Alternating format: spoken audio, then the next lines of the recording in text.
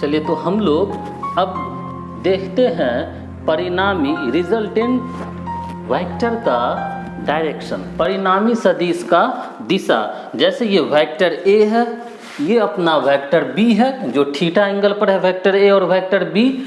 तो जो vector C ए और बी का रिजल्टेंट है उसका दिशा किधर की ओर होगा, कैसा होगा उसका दिशा, ये हम लोग देखते हैं। इसके लिए एक्सप्रेशन ज्ञात करेंगे। देखिए डायरेक्शन ज्ञात करने के लिए हम लोग टेंजेंट के मदद से ज्ञात करते हैं। टेन थीटा का प्रयोग करेंगे। टेन थीटा बराबर होता है P बट्टा बी, लंब बट्टा आधार। चलिए तो आते हैं हम लोग इस फिगर से देखते हैं। देखिए वेक्टर ए और वेक्टर बी के बीच में, वेक्टर ए और बी के कारण जो रिजल्टेंट सी बना, माना कि उस रिजल्टेंट और वेक्टर ए के बीच अल्फा डिग्री का कोण है। तो हम लोग को इसी का टेंजेंट निकालना है एक्चुअल में। तो टेन अल्फा बराबर हो जाएगा लंब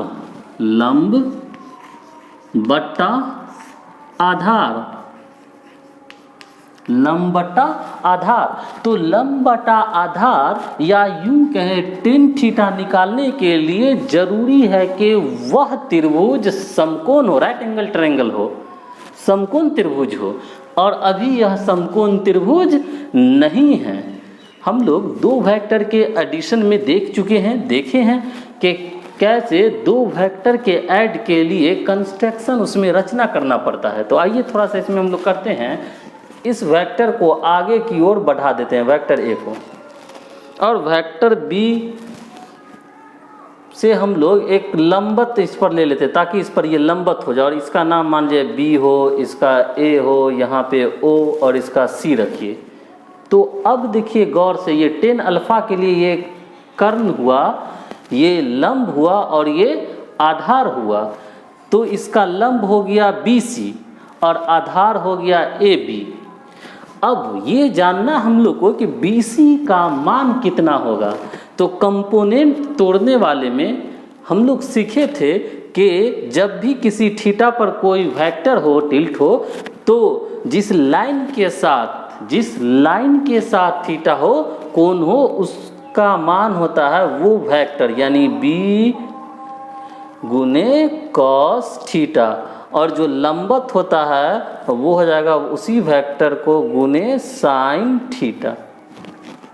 अब हम लोग को पता चल गया। तो बराबर इसको हम लोग लिख सकते हैं। लंब का मतलब आ गया अपने पास B साइन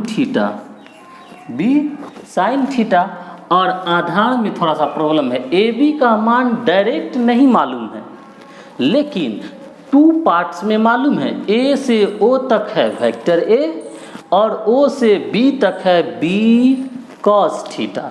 एक्चुअल में आधार अपना यहाँ है AO प्लस OB।